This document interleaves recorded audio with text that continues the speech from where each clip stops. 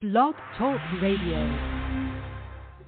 Good evening, everyone. This is me, Jonathan Alexander, and I'm here to host our show, Life, Laughter, Happiness. Today, I have my co-host, Barbara, here with me. Are you there, Barbara?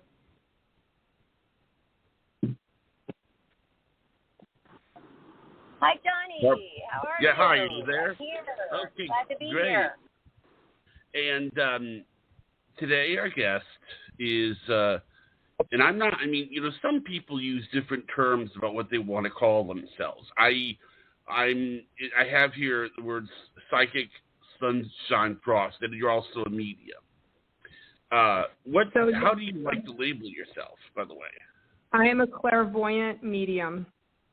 Okay, clairvoyant. Why don't you explain what that is?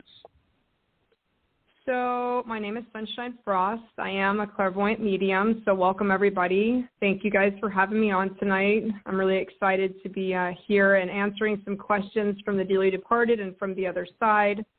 I go by the name clairvoyant because that's what I am. I have a clear remote viewing of those that are departed as well as situations and circumstances that are happening.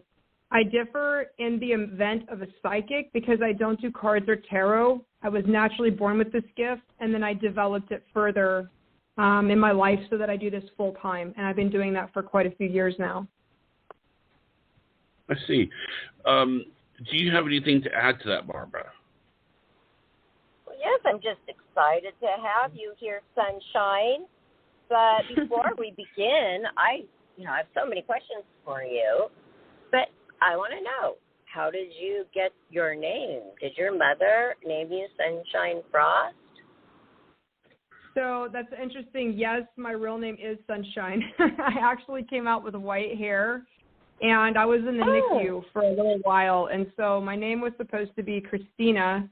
But when they put me in the NICU underneath a cork board back in the 70s, they had those cork boards, and it said, babies are sunshine from heaven, and I was parked right underneath the word sunshine, and everyone in the nursery just said, look at that little sunshine. She was born with blonde hair, so it just stuck with me, and I married into the other last name, so that was just a cool, coincidence. Yeah. What a name, Sunshine Frost, and it is your real name. That is very cool. Wow. Yeah, so you have to live up to it. You have to live up to it every day. What's your middle name? I'm not telling that. I can't tell anybody. Then everybody will find me. I'm sorry. I just thought maybe your middle name might be, mildly or something. It's also a really cool name, but then I would be very easily found. You're right. Okay, that's fine. You don't have to say that, but I think that what I wanted to start off with is that you actually gave me a reading yesterday, and what was interesting about it was you were really picking up on some things, like, for example, my mom having two sisters and how the differences between my grandparents, my grandfather and what was interesting was you were talking about a Leo, and it wasn't until I think we were talking about an hour ago that you came across who that Leo was that you were talking about, right? Yes, 100%. Right. It was basically. Johnny, wait. Did you say Leo? You mean astrological sign? Oh. Yes. Yes. Like an actual and Leo. I'm sure you can deter who she was talking about. You came up in the reading. And what happened was that it was one of those things. Yes. Yes. Yeah, he actually did. So do you want me to tell a little bit about your reading, Jonathan? Go right ahead. Okay, so I do two types of sessions. I don't call them readings because I don't actually read cards. Because I'm a clairvoyant, I actually speak to the spirits of those that have departed and also the angels and guides of the people that I do session with. So I just vary a little bit in the fact that I am a Christian clairvoyant. So I do say a little prayer ahead of time just to protect my energy and that of my clients. And then I go ahead and open myself to allow any messages for the highest and best good for healing for that person. So in Jonathan's reading, which is actually very normal for me, I had multiple people come through. So both sets of his grandparents came through, both his mother's father as well as his mother's, so both sets, his mom and his dad, and his father's father told me how he had passed, everything that was surrounding how the person departed, and even his mother's father came through, told me about the Navy, how he worked as a security guard, carried the flashlight, how he was close to Jonathan when he was younger. The other one was close to him as he was older. They talked about boxing being a good connection between them. His mom, the two sisters, everything about his life pretty much came through. So in my readings or my sessions, I do find that many people come through, not just one or two. And as we got to his life session, Barbara, it was very unusual because I said there's this beautiful blonde, and I see her being a very strong personality type. And this is somebody who kind of has this really loving, generous personality and has done a lot for other people, but really no one has done a lot for her except you are trying. You know, you and her are trying to do this together. And he said, I know exactly who you were talking about, but he didn't tell me who. And I knew it was, I'm pretty sure it was you, Barbara, until he told me today that you were that Leo, because I described you perfectly. And it was just a wonderful thing that you came up in his chart and his future chart as well. Oh, that's really cool. But so I don't have to be passed away to come through then in your reading. Absolutely people not. Who are alive yeah. come through. Absolutely. Oh. So people come to me the same way they would come to a psychic, except the reason I don't use that terminology is just for the fact that I do not use cards, tarots, or crystals. So I don't do any type of divination. My gift is just a natural attunement. So I use the clairvoyancy to be able to see things in a person's life path. So in Jonathan's case, I was able to see a lot. I'm not going to give too much personal, but I was able to see like his business, where it's going, financial circumstances. I can see issues with people's car. I can see issues with relationships. Pretty much the same thing you would go to a psychic for, except I don't do card readings. Can you see if somebody's going to get in a car accident?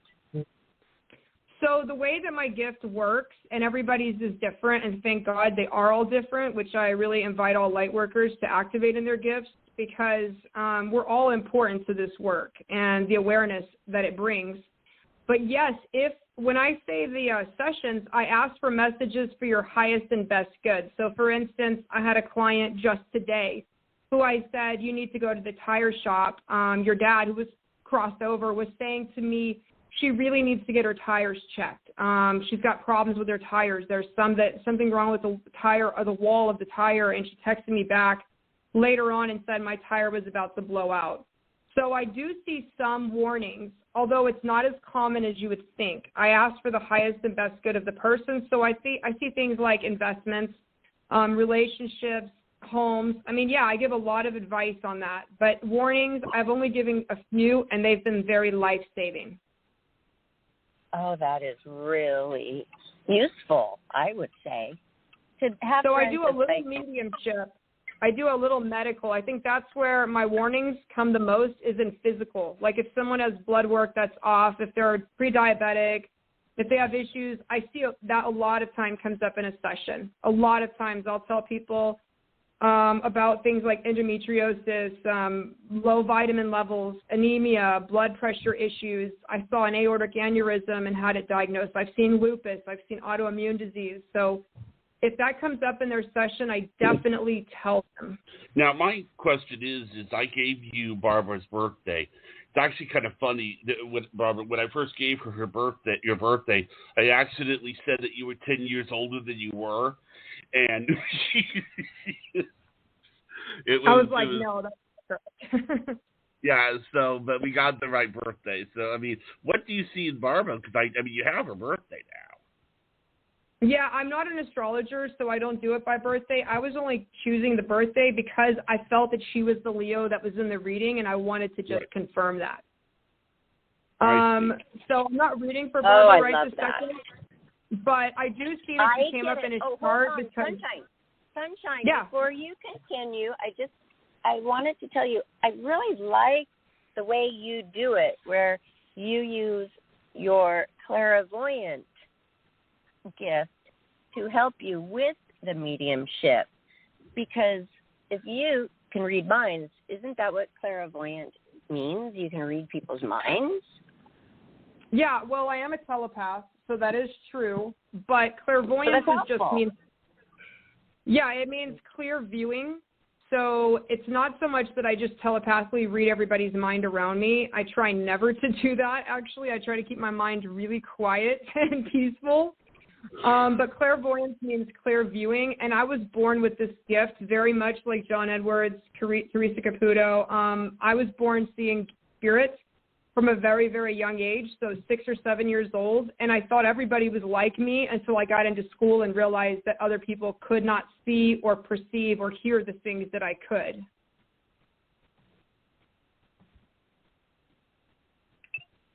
Well, so I kind of shut the gift down. Yeah, I was born this way. Well, what was going to say? What did you say, Barbara? Most of them born that way? Hold on. When you said I was born that way, I'm wondering, can this be this cannot be trained. Everybody has to be born this way, right? Because you can't train to be a psychic, can you, or a medium? Yeah, so this is a very good question, and I get this question a lot, and I'm really glad you asked it, Barbara. So how I would answer that is I say that everyone has psychic ability. Every single child I've ever met that I worked with, I work with children. I also do readings for nonverbal autistic children. I do readings for those traumas. I do those. I've done a lot of session for people in nursing homes that can't speak for themselves. So if a family hires me, I can remotely speak to that person. So they don't have to be on the other side for me to connect to them. But what I would say is everyone is born with psychic ability, Barbara, but not everyone is a medium. Mediums are very rare, and they're a lot less common. And it's kind of like the way I put it to children that have this gift is everyone is a radio station that gets a few channels, but mediums have a couple of extra stations. And the question of... Why do you think that you were born with these gifts? It's hereditary. This is always a question I have. Yeah, I'm the 7th generation in my family. So if somebody on my family, we were born like this. It's not just me. I find that physical mediumship is always hereditary. I find that that is always the case. I work with mediums all over, and if they have some gift, natural gift from birth, it's because it's hereditary. But I do mediumship workshops, and I do an intuition program built around the Holy Spirit, which is getting very in tune with your inner voice. And I get very in tune with that, and I find that people can increase their own natural psychic ability a lot. They can go from almost nothing to being able to truly, easily, accurately have awareness of those things that are beyond the 5 senses. Oh, good, because they all say that I have psychic ability, and I never even really knew what it was, but I really I feel like so many times that I know for sure. I know it for a fact. I feel like there's a lot of spirit around you, and like you've been around haunted places like your house and different places you've lived. I feel a lot of spiritual energy around you. Like you basically attract it. You have, when you were talking about Marilyn Monroe, you have a certain Hollywood glamour, this love with this era, and I think that you attract spirit to you, and it feels very much like that goes back even to your childhood. Well, thank you. Yes, and I had to fight a few spirits that were bad in the last place I lived, or one of the last places. And it's so funny you said Marilyn Monroe. You mentioned her because that's the place that they made Marilyn to stay in, these little bungalows when she was doing the movies for Paramount. These little bungalows were there way before anything else. And I lived in one of those, but there were 3 bad, mean spirits, not Marilyn spirits, that I had to conquer. And I did while living there. And I can tell you that I left that place better, that little village, I used to call it, better than when I arrived. And then I was never afraid, Sunshine, ever again I was never afraid about spirits because I felt like, okay, I conquered that, I can handle them. And then it happened again in this new place, but this wasn't a lady from the 50s, the golden era. No, I feel like you were tracking it. Who killed herself. Like accident, yes, I was just going to say. Oh, okay, I shouldn't tell you then. What were you going to say? No, you don't have to, but I'm saying I've seen accidents around you. I've seen paranormal events around you. Can I... Let her say what she sees in Okay, mine. look. You're interrupting her little reading for me, John. Okay. You can't interrupt somebody when they're focusing. Yeah, it's well, I will tell you that I do see some accidents and actually some malevolence around you, and you're a beautiful spirit that has attracted both fans and followers and also haters. Like, you haven't just attracted one kind, but you have always had a very generous spirit, and you've given to a lot of people that haven't paid you back. Like, they literally have not done back for you the way you did for them. And now at this point in your life, you're finally putting up boundaries. You're finally protecting your energy. You're coming through some awakenings. I see spiritual awakening happening in the last 2 years. A lot has changed for you. But things are going to get better. I mean, they show me, like, your finances, everything just got the rug pulled out. Like, this is just, when I see you standing in a rug, I see it just ripped out from underneath you, and you're like, I've worked for all this for so long. How am I starting back over again? Yeah, but you I know, did start over, and it's better than ever now. It's like I'm already a step ahead of you right now, because that was 2 years ago when the rug came out. Yeah, and now I'm seeing so much abundance now. It's wonderful. We don't actually live that far apart. I'm in Southern California, too. Oh, what city? I'm in the Temecula, Riverside area. Oh. So I'm over by the winery in Temecula. Yeah, I do live events, large group readings, where people come and they can get a reading either individually, or they can come to these sessions where I allow the dearly departed. We have one coming up actually December 15th, and it's called Christmas from Heaven. So it's going to be a dinner, a beautiful dinner, and they have a wine tasting, and then you get an opportunity to see if maybe someone from heaven has a message for you. And I really love doing this work. It's so healing, and it just changes so many lives. That sounds fun. Where is the event? It's called the Reserve Garden. They can find it online. So Sunshine Frost, I do have a YouTube, a Facebook, a TikTok, and an Instagram, and you can go to sunshinefrost.com to book a session. And I'll tell you something, Barbara, that I found when I got into this super unregulated industry. I went to school at BYU for medicine, and I was also in the Army. So I'm a 91 Delta, which is an operating room technician. I watched a lot of souls cross over, Barb. I also was a paramedic. I watched a lot of souls cross over there.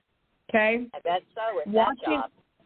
Yeah, it was amazing, though, for me to really see the light, to see the souls crossing, to see that, it just changed so much perspective for me. That I felt like, I remember seeing the families at the hospital grieving and being in such pain, and me remembering that soul crossing and seeing those angels, seeing those loved ones, seeing, I call it the rainbow bridge, and seeing the glory, the joy, and the painlessness and the peace on their face. I knew that my place was in the healing of the spirit, not the body. Wow. Does everybody go to the same place? You said that you saw the light when they passed. What if they're bad? Yes. Do you see something else? I don't think it's, first of all, I don't see people as good or bad. I see people with experiences. We're here to have experiences. And I do see everyone has a guide. Everyone has angels. Every single person on this earth, from the worst person to the best person, has angels and guides with them at all time, because we all came from the same place. And we are here to gain experiences, to learn to serve each other, to learn to have a relationship with the Creator, however you identify that.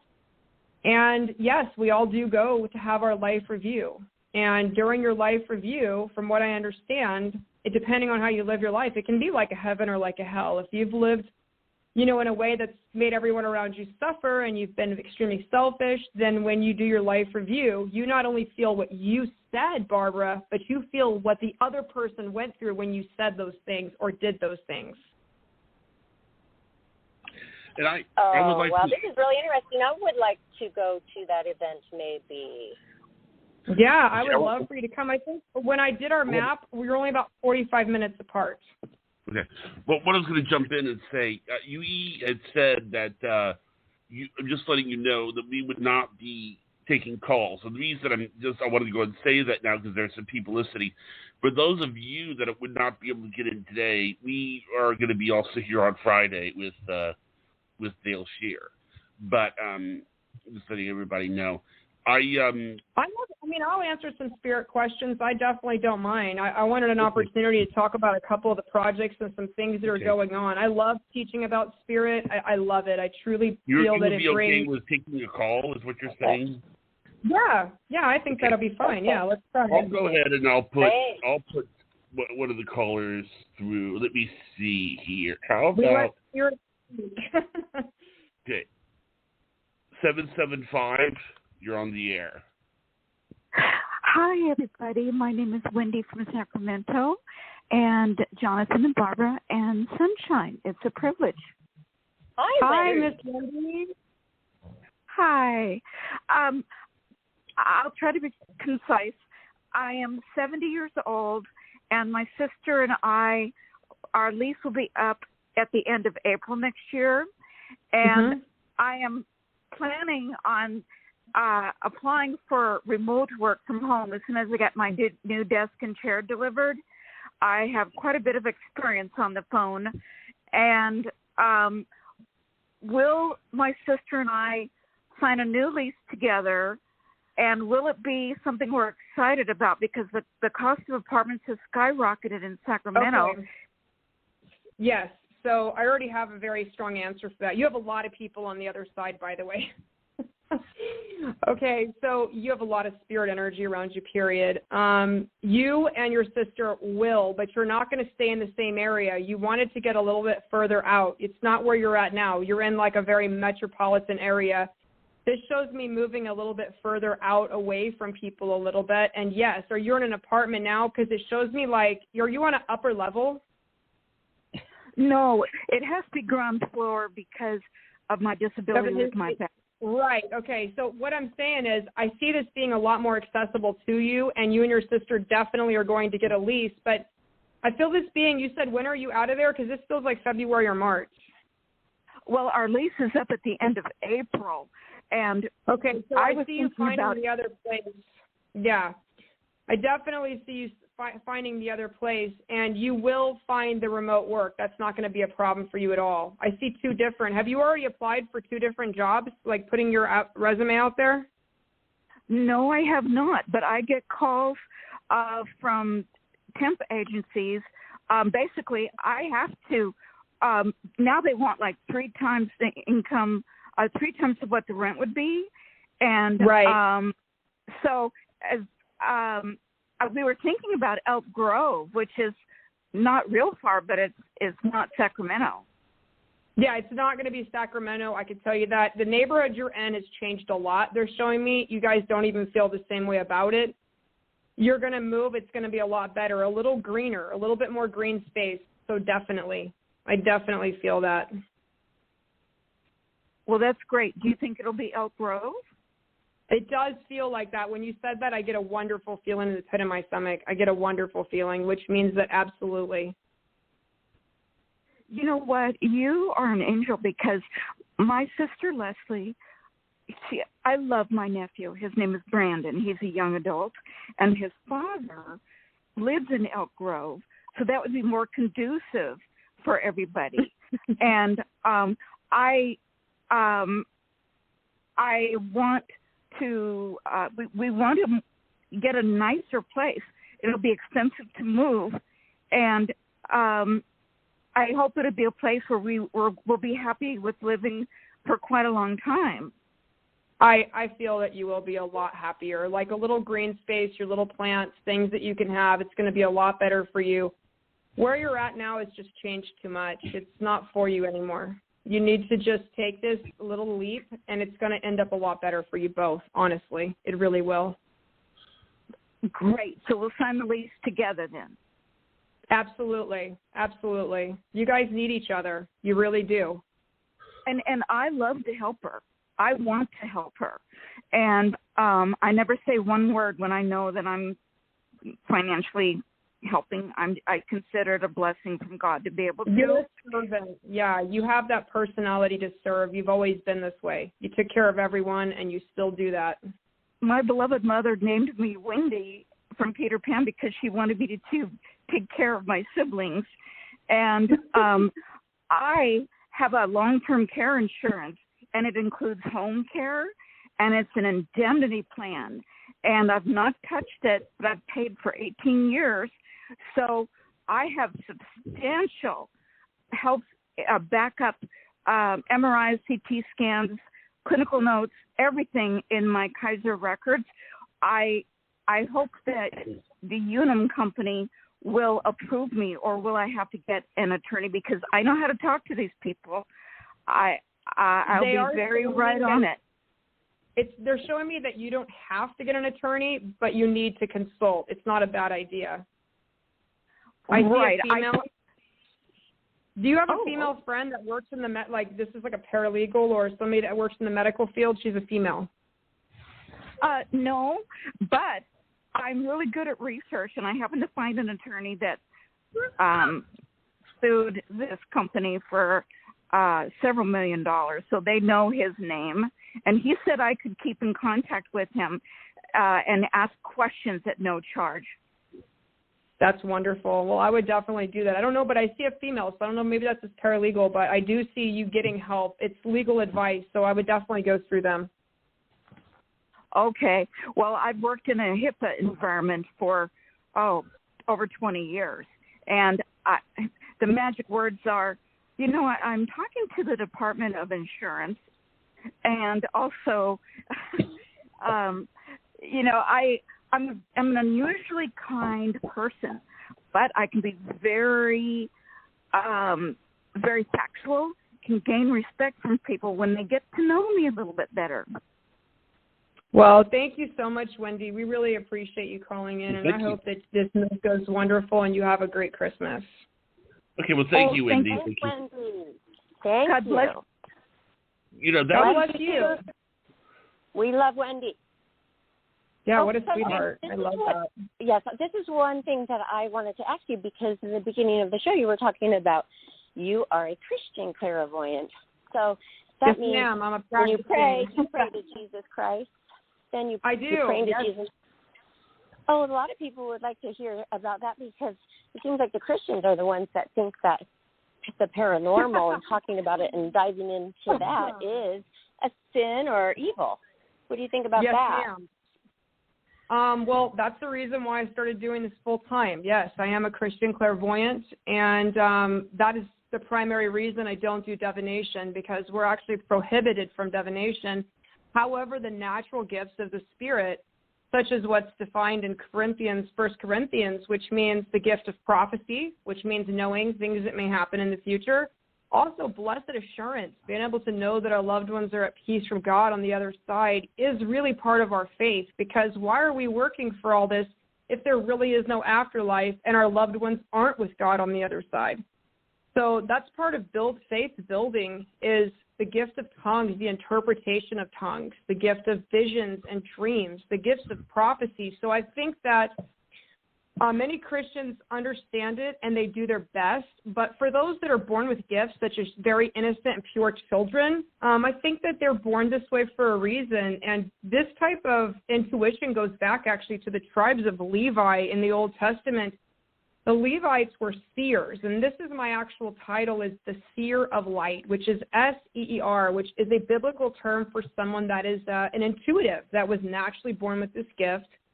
And in the tribe of Levi, Barbara, they would wear these actual breastplates with 12 precious stones to help them interpret dreams, whether to go to war or not, who would be the next king, who would be the next prophet, who would get sick, how should they heal them.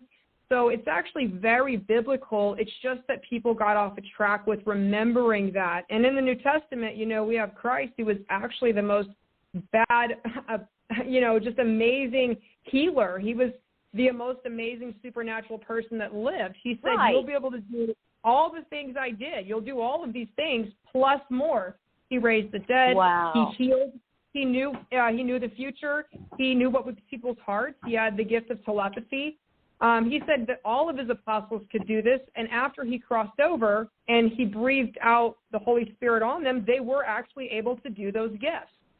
So we live in a world where the Holy Spirit is among us. So getting in tune with that is very simple. I just went to church yesterday and took the sacrament, and it puts me back in tune. I get even stronger clairvoyant abilities when I stay in the Word rather than out of it. I find this to be very, very interesting now that you've even explained it further, because what are these Christians so afraid of when they're the ones who believe that Jesus was risen from the dead, believe that he, rose again from the dead? Now, why do they not believe in that it could exist anywhere else in the universe? Any paranormal whatsoever is evil? That just does not make sense, does it? Yeah, that's so interesting because I do deal with this a lot because I go live, and this is actually how Jonathan found me. Was I was dealing with some critics, which I love, unbelievers. I really love unbelievers. I think unbelievers are as important as believers, and you call them trolls. I call them little goblins, but I love them, and I feel that it's just really a misunderstanding most of the time for what they have been taught. But I think that you have to have a balance in everything. So I've never been to a medium or psychic myself. So for me, I see a lot of fake followers and a lot of fake readers out there. And I'm not bad-mouthing anybody, but I have seen it where they're fishing for trying to get someone and preying on people's grief. They prey on the grief and they exploit the grief and they tell them a few things that aren't validatable. So when I went into this completely unregulated industry, from being a business person and being someone with a very scientific background, being very logical, I knew logically this shouldn't be happening, but I knew it was. So I wanted to get the science behind it. So I studied a lot of metaphysics, a lot of quantum physics, and a lot of paranormal stuff. I kind of avoided that, but I studied the actual science of spirit. And by doing so, I really was able to validate my experiences. And I realize now that metaphysics and Christianity do not have to be separate. And I actually am listed in Wikipedia as the founder of metaphysical Christianity, bringing in what God already created, which Creator God made all of science and our ability to believe in Him. And so I believe metaphysics add to my worship. It doesn't take away from it. So the use of incense, the use of these things, that was done in the temple. Using a candle, I've had people accuse me of everything like, oh, you use a candle. Well, so does the Pope. You use incense. Well, they use that in the temple. They did sacrifice. They had the fat of the lamb. Christ was not a Christian. Okay? Christianity was started after Christ, and it includes a lot of diverse sects. So I try to make inclusion that Christ did not come to judge, but to teach and to heal. And I try to keep it in that atmosphere when I help people connect to their loved ones, to their angels and guides, so that they can get that healing. I was wondering, would you like to try to get another caller, or would you like to talk a little bit more? Yeah, absolutely. I'd be happy to. Right. This is the person who's waiting a while. 212, are you there? Yes, hi. How are you? Hi, who's Hi, this? caller. What's your name? Oh, this is Bryn in New York City. Bryn, B-R-Y-N, and I'm here in New York City. And hi, Sunshine. How are you?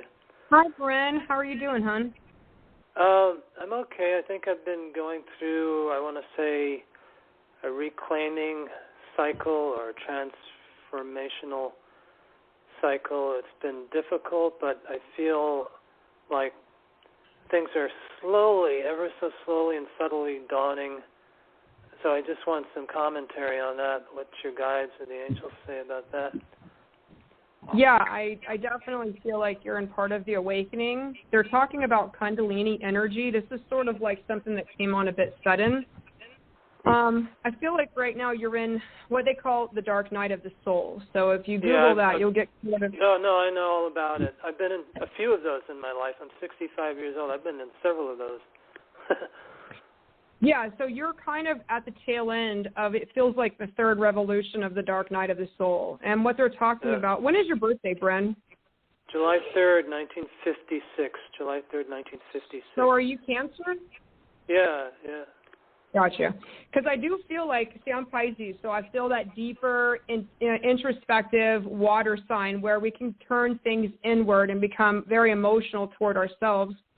And they're showing me that a lot of people have left out of your life, and you've had to really get okay with being alone. Not that you're always alone, but that you had to learn to be okay with it. I do feel like you're deepening. You have a lot of faith. You were raised in faith. You were steeped in it. But you've had to really question your faith as to what you want to believe, not the traditions that were spoon-fed into you, but who and what you really want to believe. Right.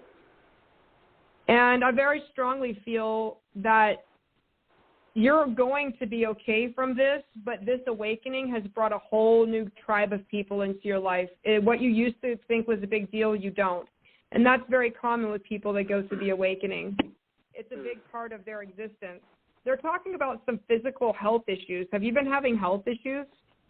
Well, it affects me physically, these dark nights. I get very, I want to say, contracted.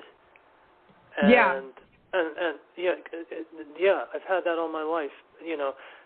Well, I've had periods of contraction and periods of feeling like I'm expanding and I'm joyful for no reason at all. I've had these periods come on me sometimes when I'm walking down the street or I'm on a bus. I've had these all throughout my life. Something will come into me, and I'll be seeing things intensely, and I'll be joyful for apparently no reason at all. And I'm sure you know what Kundalini is, correct, Bren? You know what Kundalini awakening is? Kundalini energy. I know what it is. Yeah. Because I do feel like you also have a psychic ability. You've always been very sensitive to spirit. Is your grandmother, this is your mother's mother that's on the other side, she works as a guide for you? Yeah, I think she does, yeah. And I feel like there's been quite a few people in your life that have left you or not been in your life anymore. So it's important, though, you're kind of vitamin D deficient. You're deficient in basically getting sunlight and being outside. So I want you to spend more time outside and also make sure that you're not isolating, because I feel like you're isolating, but then you come out a little bit of your shell. I want to make sure that you're staying plugged into people, because part of Cancer and Pisces, for that matter, part of that is that we can be around people for a little while, but then we have to pull away to protect our energy, right? Right. So I just want to make sure that you are re-engaging back with people that have good boundaries. Right. I don't know many people. I have some friends, but they're very busy all the time. I would like to see you maybe turn to some online. I mean, even though I'm saying get connected, I'm very connected through my online world. And I do a few drum circles here in Southern California, but I feel so connected to my online family. So making sure you're doing some support groups and making sure you're finding some people that have common values, common thoughts. Because the last thing I want for you is, because the first thing that came through is that you do suffer with depression. And I want to make sure that you're not doing that. And also, you're very hard on yourself. Like, you're incredibly crazy hard on yourself. Your angels and guides are like, tell him he's loved. Tell him he's lovable. Tell him there's nothing wrong with you. You are a very loving person. You're a very giving person. You keep your house very nice. You take care of your things. It all means something to you. We don't want you to get too isolated, okay? Right. I hear. But I would be looking up, spiritual awakening, because we do, like you said, you've been through it 3 times. It kind of comes in layers. When we're ready to spiritually advance, it's called leveling up. I know you know this. So you're just leveling up, and it is kind of difficult when you as a psychic, or I would call you an empathic person, when you're an empath, and what happens is you start seeing beyond the physical, that there's a whole other spiritual realm. It can get quite depressing when no one else can see it but you. Yeah. Exactly. So that's why I say plug into some groups, plug into some metaphysical groups, plug into some spiritual awakening groups, get on Facebook, get on YouTube, find some groups, because that's what you need. You just need a little bit more interaction, okay? Okay, and you see things getting transformative for me. And they already are. This is already, the process of growth is never without painfulness. So you're already transforming. It's about finding those that can transform with you. So I run a group called the One Tribe, and everybody's welcome. We have Muslims, Christians, agnostics, Buddhists. We invite everybody because I believe that we are made of a rich tapestry due to our differences, not our likenesses. So it's called One Tribe? Everybody. Yeah, it's called the One Tribe. Yes, I started as a nonprofit, but you can follow us at The Prophetic Warrior on TikTok. You can follow the One Tribe at Sunshine Frost on Facebook. But we're a very, very inclusive group, and it's a lot of love. We do a lot of healing. We open the floor up to anybody. I just don't think that people just like me need to be in my group. I think people like everyone needs to be there. Yeah, you don't have to believe like I believe. I want you to feel inclusive and be a part of the One Tribe. That's beautiful. I love how you say that. That's a wonderful great brother. Enter her group. Yeah. Thank you so much. Answer a few questions. Is this Facebook? I'm not on TikTok, but most people do have Facebook. So what should he do? Go and look for your group, and then you have questions. Yes, ma'am. So we have the One Tribe community page. That's a community if you ever need prayer, if you're struggling with something, if someone's sick or in the hospital. It's basically like an online prayer community, and we pray in all languages, all tongues, and in all nations. So we're all over the world. I have actual clients of mine all over the world, so I'm not limited to any one place. We have them in the UK. We have them in Canada. I've done sessions in Cape Town, Africa. My orphanage that I run is in Uganda, Africa. So that's why it's called the One Tribe. We have Jewish, we have Muslim, we have Christian, we have agnostics, we have pagans. We all coexist with love. Because we know that our goal here, our goal here is not to exclude, it's to include. It's, to me, the One Tribe message is about being the expression of God's love to everybody. That's what being a believer is to me. All right. I agree with you wholeheartedly. Yeah. Well, wonderful. So just find us. You can go to the One Tribe community page at Facebook, or you can just find me, Sunshine Frost, and I will shoot you the right direction, okay? Thank you, Sunshine. It was an honor to speak to you. Thank you, Johnny, and thank you, everybody. Thank you for calling, Bryn. Yes. Oh, you helped him so much, and also Wendy. And I'm so glad that you're taking some calls to help our listeners that we love and appreciate so much. So thank you. Yes. You're welcome. This has been very, very interesting. So, okay, I know that you didn't want to do that many readings, but that was a treat to have a couple because, you've got a lot going on and we have to cover that. So we have a December event you're doing in December. Yes, Johnny? Yeah. Well, my question is that, I think I might have told you this. I have a Roku channel, and one of the things I'd love to do is go live on the Roku channel. And I'm wondering if you see that happening. I do, and that was, yes, I do. But I see you collaborating with a secondary person, and it feels like it's somebody that you already know. But I did see this last night, your business splitting into two parts. And I said one will be more value to the face, and one is more value to the voice. So meaning one is definitely a podcast format. And for Barbara, I also see another project happening for you, Barbara, as well. So you guys both have this collaborative podcast, but I see each of you spanning out in separate directions.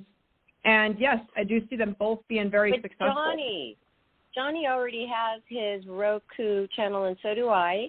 It's just that we need it to be ignited because we're doing this podcast, which I love so much. Podcasts, there are a lot of benefits to podcasts, and I think that's why.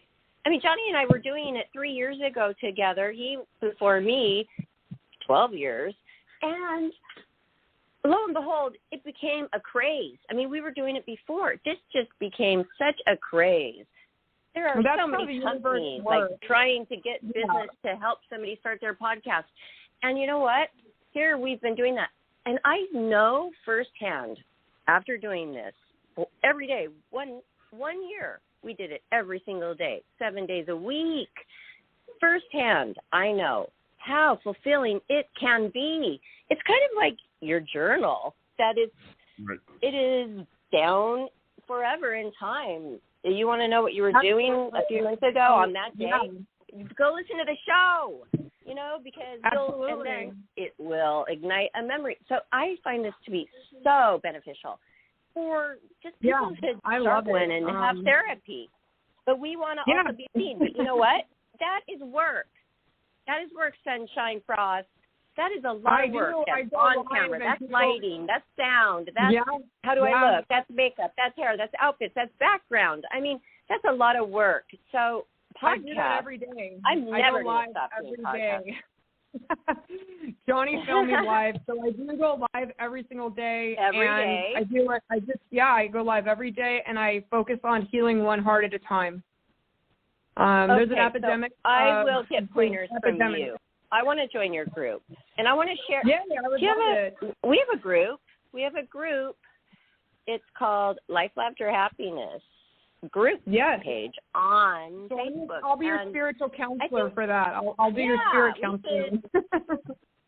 We could go live on yours, live on ours, and then post. We can switch and do vice versa.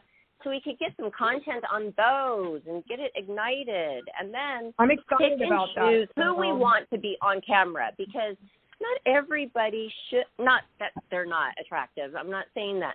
Not everybody's going to come across well that way, because they get stiffened up, they get nervous, they don't. They'll cancel because they don't want to be on camera. Podcast is amazing. I think Ms. Barb, it's not that we have to go our separate ways. We're always going to work. I'm sorry to interrupt. I just have to get this point out there, because Johnny, it's like I don't want him to have to spend an hour talking about something that he should be feeling good about. Oh, my gosh, the podcast is going amazingly.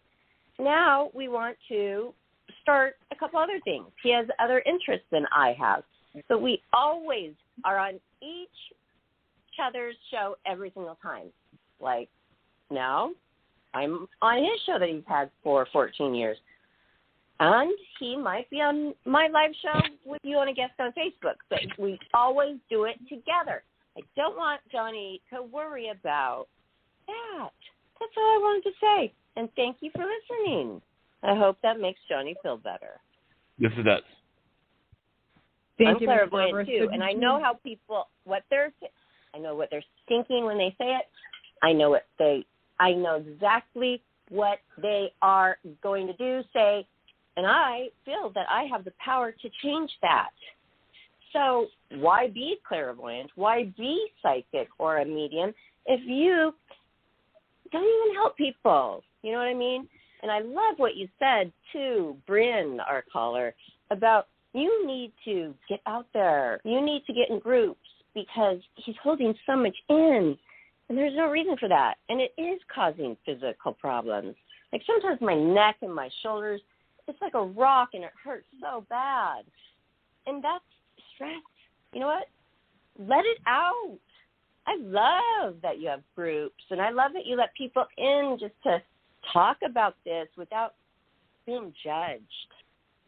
Yeah, I find that's the most, I find that's the saddest state of affairs that we're in, that the believers that should be the most loving, the least judgmental, tend to leave the church and leave any organized religion, which is, I'm not about organized religion. I'm only here about relationship to Spirit, the Holy Spirit. But I find that it's really unfortunate that so many beautiful souls with gifts and with past and with different choices leave their beliefs because they don't find a place to fit in. And I want to say something about that. I studied philosophy in college. Do you know what the word church means? No, go ahead. I mean, do you know what it means? Do you know what it means, or? I mean, to me, it's a business. So. Okay. I thought it meant gathering of the people. Yeah, what it means is assembly of those who are called out. That's what it means, assembly of those who are called out. So, in other words, it doesn't say anything about it being a building, does it? I mean, what did he say? I couldn't even hear him. Assembly of those who are called out, meaning that Sunshine, please help me out. Yes. Tell me the first word you said. Church. Assembly. No, like, what did he just say? It means he's been saying this sentence for 3 times. I cannot get it, Johnny. Please say it slowly and clearly. Okay. Assembly of those who are called out. Yeah. An assembly of those family? that are called out. A family? Assembly? No, assembly. Assembly. Oh. And that's correct, Johnny. there's nothing in that definition that says anything about it being a building. All right. No, it's not. He said that in the last days people will worship me in truth and in spirit. And on Joel 2:28, he said that in the last days I'll pour out my spirit, and men and women will prophesy, and young men will dream dreams, and women will see visions. So it's not directive to one race, one gender, one creed, one religion. There's people just like me all over the planet right now, and we're all here to spread a lot of light in a time that is becoming a very, possibly a very dark era. Well, I know how I've always felt about Jesus. I felt him in my heart. I just could never explain it to people, even though, yes, I enjoyed reading the wonderful stories and it's being knowledgeable about the Bible, but I just felt it. It's always been. I never feel alone because of Jesus. So, and I was telling my mom, we have psychics on this new show that I'm doing. This was a few years ago, right? And I could tell she didn't want to say anything bad because she was happy for me. I was doing something I really loved doing, but she just wasn't that interested. But then after a while, when she got sick and the doctor gave her 6 years to live, she was open to it, and she enjoyed it. And then 5 days before she passed away, and I was in her room, she, right beyond me, saw a ghost, and 3 different times, like 2 different nights, 3 different times, or maybe 4, but 2 with me. There it is again. And I had her describe it and everything, and I put it on record, and I recorded her talking about it because I never wanted to forget those stories. Did you see how much me working on the show, because we've had many psychics on, it's not that we're a psychic show, but we love them as guests, right, Johnny? So that's right. And she was more open to it because all the visits, she saw I was on the show, she loved Johnny, we would do FaceTime with her, and then, but I never did get her on the show, but that's okay. I'm just so glad she was open to the paranormal. She's such a strong Christian. That's my point. Like, it was really amazing to see her open up about it. If my mother, the strongest Bible study leader, fellowship director for 30 years, can open up her heart to it, then anybody could. Yes, I agree with that. Did you guys have any other callers tonight? Yes, we do. Let me put another person on here.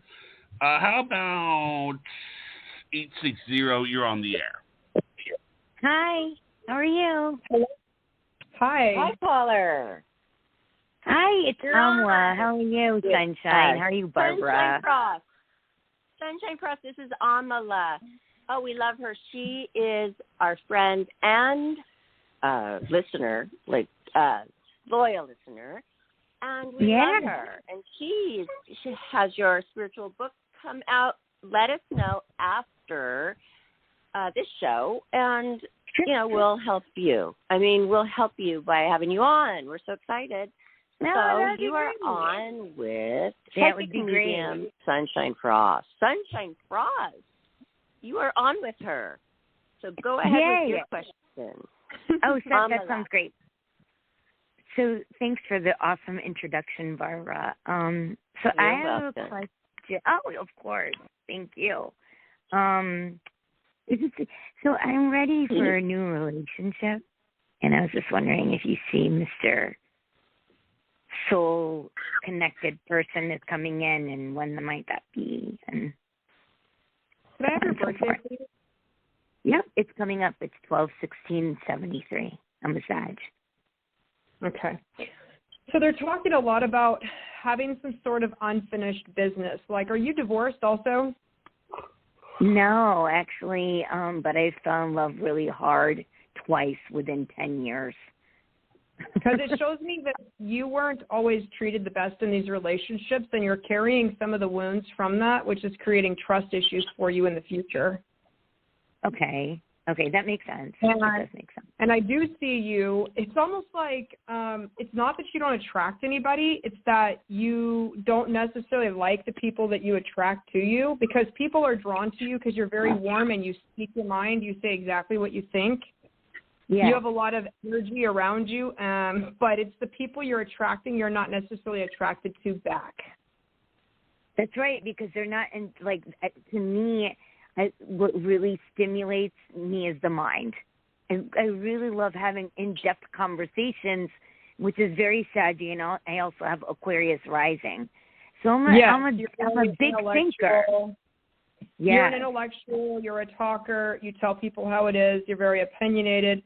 But they're also saying you're kind of balanced between your masculine and feminine energy. Have you ever heard that? Actually, I worked on it. I was more, Sag is very masculine energy, but I balanced it out. It took me work, but yes, I feel like I'm like that. I'm grounded now, yes. So what they're saying, your guides especially, are giving me this impression that it's not that you can't find anybody, it's that, like I said, I don't want to say loser magnet, that's a terrible thing to say, but these guys don't have it together. They really don't have their stuff together. They're not igniting you like you said. Exactly.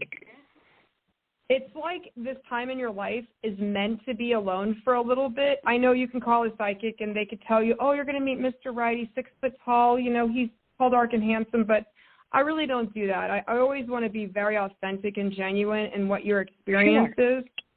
And right now, this is a time that you finally have learned to live and love yourself. You're able to go out with yourself, take yourself to coffee, go to a movie, go to dinner. Yeah. You're able to do those things. There's no guilt anymore. That's right. You don't think about the money that you spent. You don't think about, you got to remember walking back into a relationship is not just roses and romance. It's also commitment, dealing with someone else's bad day, dealing with someone else's grown children, dealing with somebody else's bills, somebody else's health issues. So I feel like this time of yours is really spent right now joyfully being single. Does that make sense? It does. I mean, it's not what I want to hear, but that's what Spirit's giving you, so I respect that. It is giving me that. And they're also telling me, where do you live at? Because I feel like, are you traveling for Christmas? Because I feel like there's a gathering around you at Christmas. Really? No, not really. It's funny, I'm a Virgo moon. Go ahead. I'm sorry. Are you getting around? Because I do feel like there's somebody you're going to meet around Christmas. So I feel like enjoy the singleness that you have right now. Because I do see someone coming, but it's around the end of December. Oh, wow. That's not far at all. I don't think this is not like people say, I want to meet the one. I actually don't believe there is just one because our souls change, our soul paths change. So I think that there's many souls created in a soul group. And it's very easy. You've met a few of them. You've already met a few of them, but you just didn't choose to be life partners with them. So keep doing your thing. Keep doing you. You got to keep doing you. It's interesting because the last person really, he talks to me in my dreams, and it was really hard to find forgiveness and forgive myself. And I'm really happy with. He just came in my dream actually 3 days ago, and it was just basically, it was cool though. It was like, he just we were just saying hello, and it was just like a nice hello. And I knew we were energetically connected. I really believe dreams help us do that to resolve whatever was unresolved. Yeah, absolutely. So dreams are one of the ways that people get validation. A spirit will tell me they visited someone in a dream, or you tried to save them, or they talked to you, or you sat on a bench. If the person's lips move in the dream, it's exactly what I need, because I'm just like, when he came in, I'm like, uh-oh, am I still attached to him? I was scared. I was really scared, but then he just was saying hey, how you doing? I'm like, oh, okay, well, that's cool. How are you? That was pretty much it. That's a lot of what the beginning of your little session here was talking about, you having trust issues and not being treated so well in the past. You want to make sure that you are whole, healthy, and complete so that you're attracting someone who is whole, healthy, and complete. Absolutely. So we attract, our vibration attracts someone that resonates with us. So if we're in a place of hurt or recovery or addiction or sadness or unworthiness, we're attracting someone to mirror that exact resignation. Exactly. So we want to make sure we're resonating on the highest. That's why I say when you really are happy with your self-love, you're going to be able to attract somebody who's because you like spontaneous, you like joyful, you like someone happy, you want to laugh, you want to have a good time, and that's going to come when you're doing that for yourself. Yeah, and I think the other part of it, it's not even just a opposite gender relationship in my case. It's also just like meeting anybody. Like I love learning. I love it. I want to be challenged, and I always feel like I'm the teacher in my friendships and relationships, and I'm just kind of like done. And at that point in my life, where I'm just like, this is just not fulfilling me. Yeah. So I would tell you the same thing I told Bren, actually, is join the One Tribe, because you're going to be around intellectual, spiritual giants that are really going to help you grow, and they're going to really get outside of your comfort zone and really expand you a lot. Okay, great. I actually already did that right when you were talking to Bren. I looked you up, and sure enough, your name was there, and I'm already in there. So yeah, just Google me. I guess I just got to get approved or something. Yeah, it would be great to talk to you and see you. Oh, thank you. Thank you so much. Yeah, I'm in a lot of publication. If you just Google Sunshine Frost, you'll find me. I've been doing this. I do a lot of missing persons. I do murder cases. I've worked with the police. Wow. I do a lot of different stuff. So I just use the gift to heal one person at a time. Sometimes and many. I can just tell your confidence in what you do, like you're it. Like you're the real deal. I could, because I'm very intuitive my own way too, and I could sense you, and you really, and just even your voice when you started talking, I'm like, okay, you've got this. You said you're what, 4th or 5th generation or something? Yeah, yes, ma'am. Makes sense. Yeah. Yes. It makes complete sense. So wonderful. Oh my gosh. Thank you. Oh, crazy though. Okay, your reading for Amala, I was thinking, do you ever get mixed up with like maybe 2 people on the line? Because that would be exactly my reading I was thinking, because I'm so much enjoying right now being single. Thank you. Just getting my life together, you know? Absolutely. I love doing it.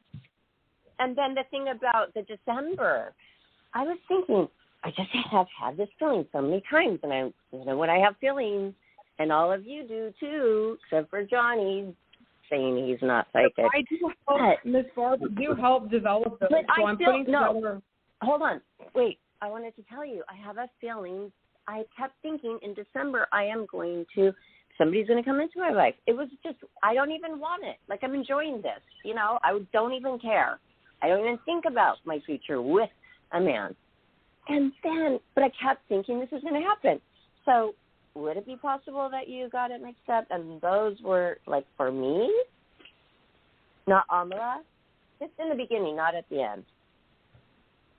No, those were definitely for her, but I do feel that you do have a lot of gifts. And I don't think one person will come into your life. I think you attract many people into your life, and it'll be up to you to choose which one you feel sets you in the best. Oh, Barbara, you're so bubbly. It doesn't surprise me. You would attract zillion people. Oh, my God. Really? Exactly. I don't know want to brainer go with you. because I might meet the wrong person, which is not really. But it's like, I don't care. I don't feel like I'm wasting my life because I stay home and work. But I could be having a lot more fun. And I was thinking about getting into a group, and I'm like, what group would I get into in Facebook? So it's so funny that Sunshine brought up, get in groups, because we shouldn't be alone. And I'm finding myself alone a lot since I moved down here, with not knowing anybody.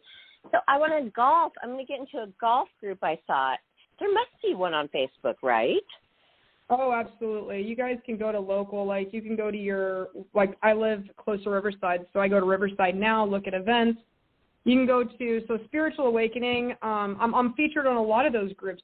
I'm their resident medium. So they don't call me a psychic because I am a Christian clairvoyant and medium.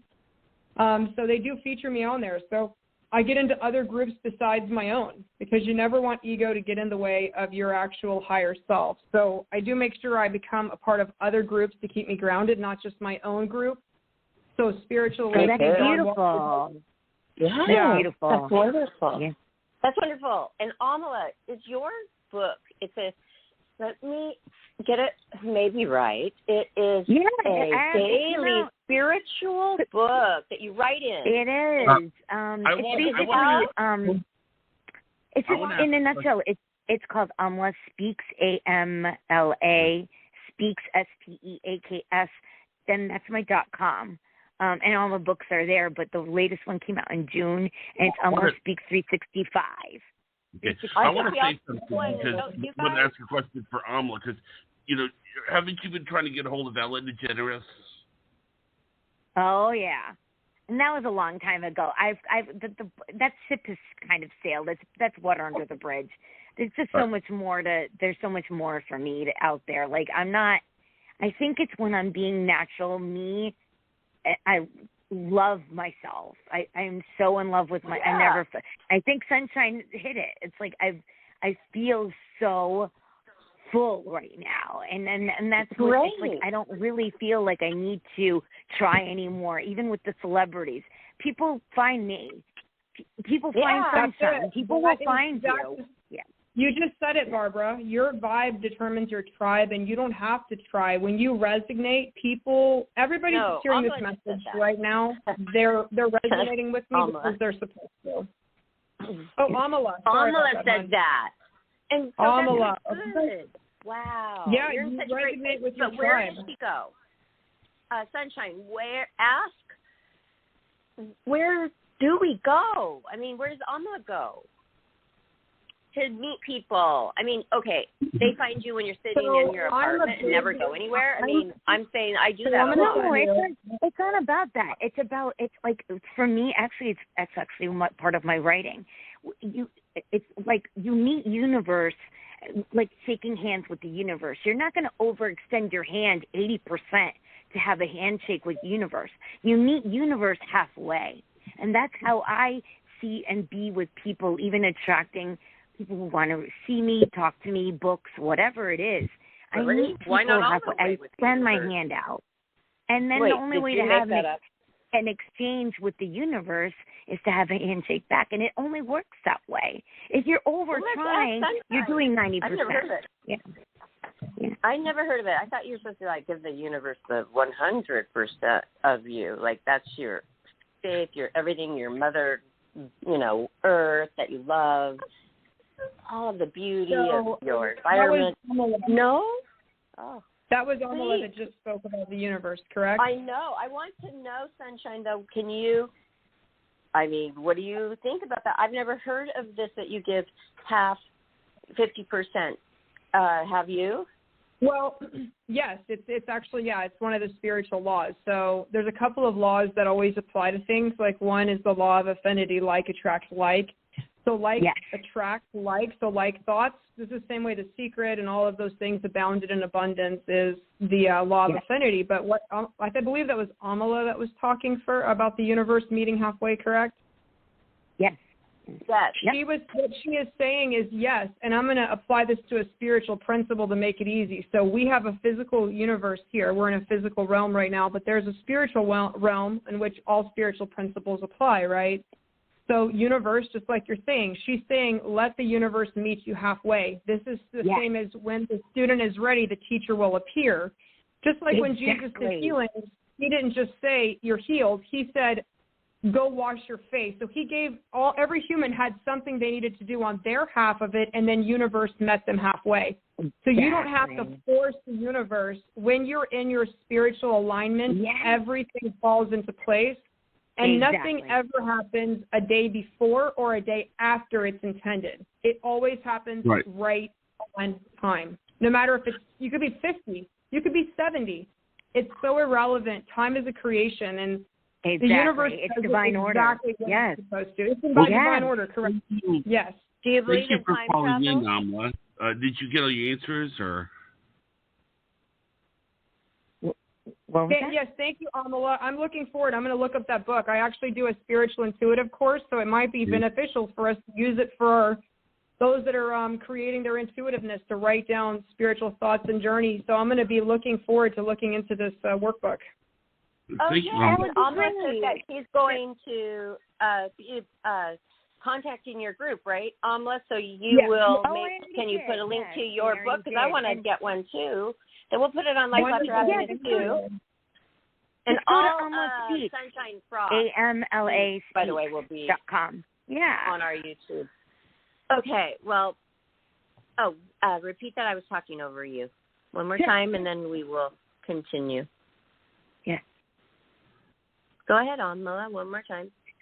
Oh, I'm sorry. It's spelled AMLA, Speaks, SPEAKS.com. That's my website, and that has all my books up there. But the Reflection book, which is the latest one, it's an easy read. There's passages and entries, and Spirit was channeling through me, and I just wrote down, I spoke my truth.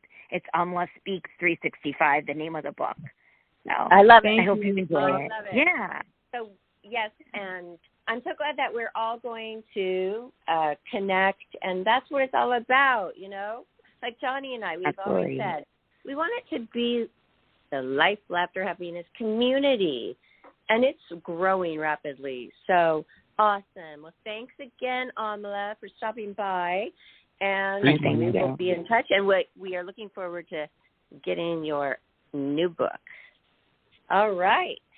Hey, Johnny, let's talk to Sunshine Frost.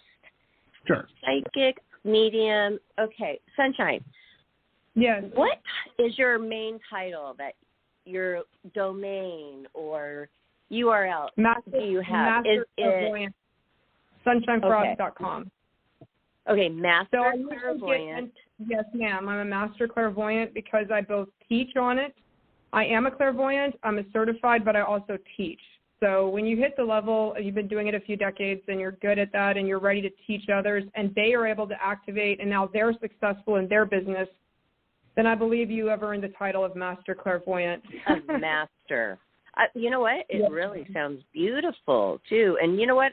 I'm glad. My daughter actually had to explain to me early on what the different psychic, I don't know what you would say, not departments, but different, okay, for example, one is clairvoyant, one is where it's hearing. I forgot what they're all called. Those are the clairs. Okay, can you so explain those and what they are? Yes, ma'am. So everybody is born with some psychic ability, and not everybody is a medium, though. And I have found that physical mediumship is always hereditary, but mental mediumship, such as telepathy, clairviewing, clairsentient, which is clear feeling. There's clairaudience. Hold on, which is you're going too fast. Hey, oh my gosh, you are going so fast because it's just you. It's your life, basically. But imagine if somebody's never heard of anything like this. If anything, they won't know what you're even talking about, as they don't even know what a medium is. I'm going to go ahead and slow it down. So can you just tell us what first a medium is, a psychic, and then all the different, what would you call it? Not divisions, not. Okay. Sure. So everybody's born a little psychic, but not everyone is a medium. A psychic is someone who just is a little more intuitive, okay? There is a scale. I would say, let's say the scale is 1 to 5.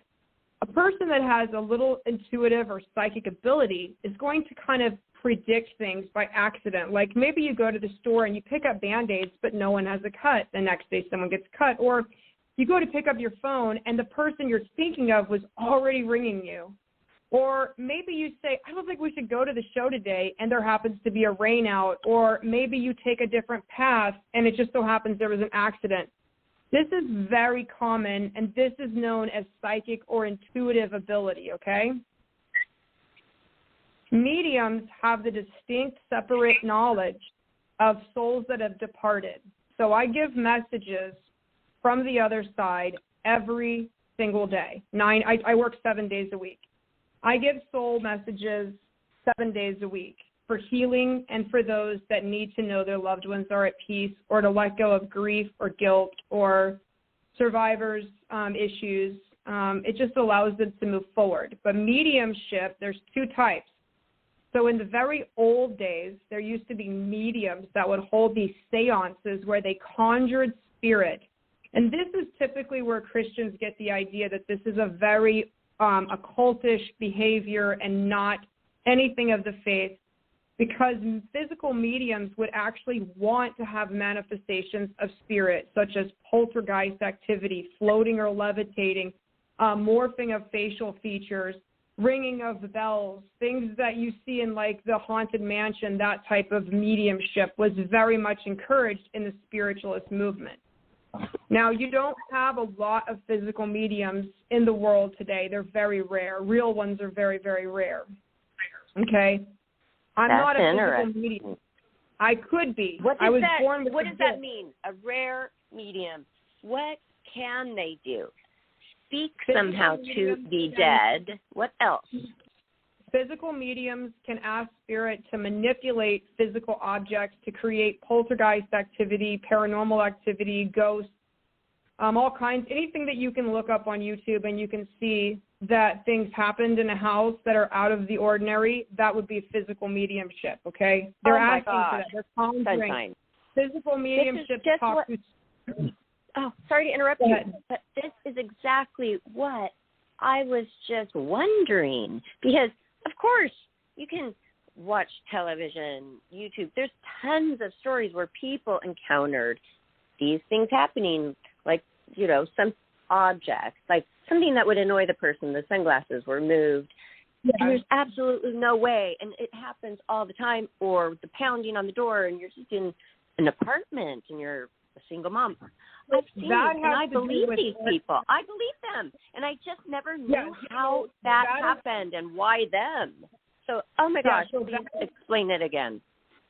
Sure. So physical mediumship, let me just do the titles real quick. So physical mediumships are mediums that physically communicate with spirit, and they have manifestations. So you can go to a seance with them, and you sit in a dark room, and they can physically have spirit. They themselves don't do it, but they have spirit that manipulates items and objects. I personally do not do that. I don't talk through spirit boxes. I don't do EMF. I don't do any of that. I've been involved with it. It's not my thing. I do not do that. I am what you call another tiny little example of what that is again, because I'm trying to imagine it. Yeah. So, is it Ouija board? Yes, all of that, correct. Anything that physically uses contact with spirit, so they use physical means to contact or receive communication from spirit. I am what you call a mental medium. So I sit by myself or in a crowd, either one. I'm just like Teresa Caputo or John Edwards, or where we can just mentally give messages. So I telepathically connect to you, and I can telepathically connect to your angels and guides, and they deliver messages from the other side. So I'm not directly connecting to your deceased loved ones. I work only with angel energy. So your angels and your guides, I work through you to connect to them. And it's similar to how, you know, they're standing on they're at a different event, and we're calling by phone. Essentially, we're like calling them mentally, and they're delivering pictures and messages, names and times. And I have a whole storage of emblems that I see, like purple flowers to me means they passed around Mother's Day. The red bird would be an item that I might see if a male spirit has crossed over and is coming to visit them, actually through a physical bird. So I have a lot of emblems and images, and yes, I do see names occasionally. They're very clear. I get names about 40% of the time. I got names yesterday. That does happen. So I'm a mental medium. There's physical mediums. There's psychics. Psychics are usually people that have a natural gift, but what they use is they use some type of divination to help them enhance that gift. So they may use cards, tarot, crystal balls. Obviously, that was something. They may use pendulums. They might use divination or dowsing rods. So they use a form of divination to help their intuitiveness be more in tune. And that's usually the three major realms. So card readers and psychics are one, and then clairvoyance is clear viewing. So when I'm doing a house clearing, for instance, I can close my eyes and see a person's house, like describe the house and things when I'm doing a clearing. I'll see where the spirit energy is. If they've opened any portals by accident, like by playing with Ouija boards or something, I can see if there's energy that's been opened in the house, and then I'll show them how to close that down. So why are these Ouija boards, and where do they derive from? Isn't this a French? They spell it French? In a French way, I believe. why is it having to be bad? Why can't it be good? So I don't talk about things I don't know about, and since I don't use them, I wouldn't comment on it. Yeah, I only comment on what I personally know. Yeah, no, not really, because I don't work with divination, so it's something I don't do. And in my intuition courses, we don't really use any type of crutch work. We actually work to develop our own mental ability that God gave us in our own spirit to connect to the higher source of all things. And I believe through that, we can really open ourselves up to all the spiritual influence we need. I don't think we need to speak to earthbound spirits. That's just not how I do it. But again, I open my group to people that do all types of work. So everybody has a different gift that they're comfortable. Oh, I know. And it's wonderful that it's all light and positivity. And I am really glad to hear that, of course. And that's why you are on our show, Life After Happiness. But I'm wondering, say I'm somebody who has played with one in first grade with all of my little girlfriends. Yeah. And I've had all of this, and you say that spirits are attracted to me. And yes. Now I'm wondering, well, is it because that I played with a Ouija board, but you don't even talk about them? So where do I go to talk about this? So I didn't say I don't talk about them. I said I don't comment on what or why people would use them. I do not use them. I discourage the practice of it because you are talking to earthbound spirits, and once you open the portal... I already used it. Oh, I mean, that little girl was me. Okay, I used it. So what do I do? Should I be worried that that's why these evil spirits have, come to me? Oh, by the way, have you heard of old hag syndrome? The old hag syndrome is where a spirit attacks you and smothers you. And that happened to me when I was on a modeling job in Chicago at a hotel room, and I woke up in such fear. I was on the wrong side of the bed, my head. I had been kicking. I kicked the lamp over. It broke. I was so afraid. I called my boyfriend in Nashville, and I said, do not let me fall back asleep. And I was supposed to work the next day and spend the night again, and I said, no way. And then I found out that place used to be an insane asylum or, insane whatever, so cemetery under that hotel. That happened to me. So why? Is it because I played with this Ouija board when I was in first grade? I would say no, but I do still discourage the use of them. I would say that energy, so earthbound spirits are not always evil. Let me just correct that. Not all earthbound spirits are evil. Some just want to be here. Some choose to not cross over for fear of judgment. Some spirits enjoy messing with people, and some are of the lower vibrations. So not all spirits are good and not all spirits are evil. Just like in humans, there's many levels of spirituality. Like some are still in emotional kindergarten and they're very ego-driven and egocentric and selfish and very mean and that sort of thing. And then there's some that are very giving and loving and kind. And I've seen spirits that have stayed even at a monastery, a sanctuary, where there had been a fire up in Wrightwood, California. I went up to clear energy, clear souls from there, and this woman decided to stay. She loved the energy of the children, the campers that were there in the summer, and she just wanted to stay and make sure they were safe. So, but for you particularly, I don't believe it's because of the Ouija board, but remember that humans are like batteries to spirit. So whenever you move into a house and there becomes all this spiritual activity, it probably is due to the house having a spirit attached to it.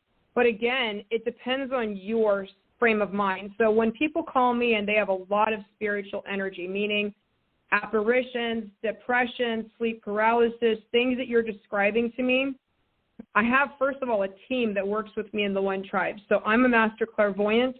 However, I don't do the paranormal because I don't have to. I'm already very, very sensitive. I'm very attuned to the telepathy and to connecting to mentally to spirits on the other side. So I don't have to be there in person.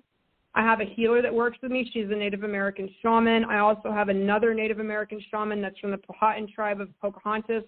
He and his wife do spiritual cleansings. So we have a lot right here in Southern California. We have an Indian burial ground, and they built a huge, very wealthy community over the top of it. And what they did was they bulldozed all of the artifacts so that the local Indians didn't claim it for their tribe. So there's a ton of spiritual Native American energy in that subdivision. So I'm constantly getting calls for paranormal activity. And I give them a range of things that they could do to help get rid of that. But it's usually the person's energy at the time of the attack. Were you going through addiction? Were you going through depression? Were you going through suicidal thoughts, ideations? Is there abuse and trauma in childhood? 90% of people that have a spirit attached to them have either physical or sexual abuse in their childhood that caused that spirit to attach to them.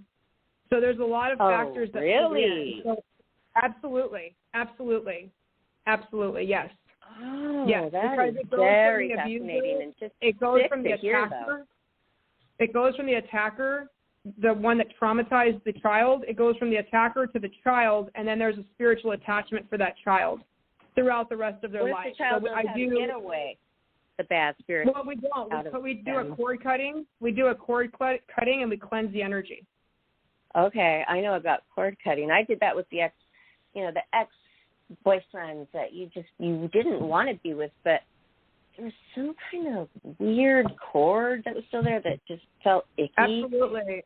So I love the cord cutting. Oh, tell me, Sunshine Frost, how do you treat people? Is it online now? Do they come to your place? Yes. Like, how do you treat people, your clients? I treat virtually. I treat people virtually. So all my sessions are recorded. You're able to get a copy of those. All sessions are 100% money-back guarantee, which no one else offers. If I cannot connect to you and give you at least 5 pieces of verifiable information that no one else would know, then you get your money back guaranteed. So, and you gave first me of all, 13, that's right? Wow. I gave him 13 verifiable. So thank you for that, Jonathan. But I do virtual. I actually prefer virtual, and I do them by phone, similar to how we're doing this podcast. I prefer not to see my clients, so there's no way I could read their expressions, facial expressions, anything about them. I don't know. I don't ask any questions before a session. I don't want to know anything about you. I want to keep spiritual purity and integrity intact. So the only thing I do ask maybe is a birthday, and that's just to connect to your energetic signature.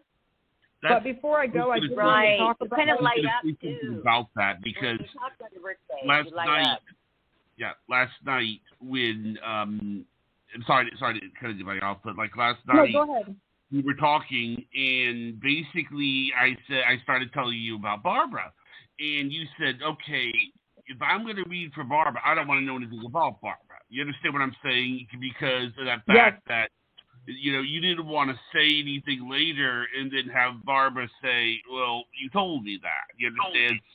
And so I was real careful with what I said to you about Barbara because, I knew, the two of you would eventually talk, but it was because of the show, like today. And that did run through my mind, though, that, she really knows a lot there. They must have talked for a while about, didn't. But I do it. No, I don't allow that ever.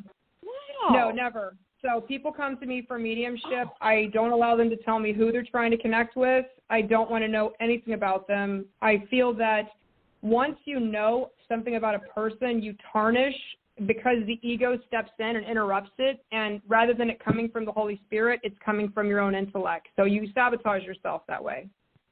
And you sure have done a fabulous job with all of the callers and the readings that you did for me and Johnny. Oh my gosh.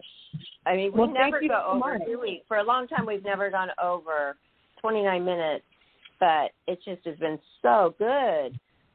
And it still is going good. I just feel like now some of the questions that I've had over many years now working on the show, I didn't really have answered, and now you did answer a lot of them.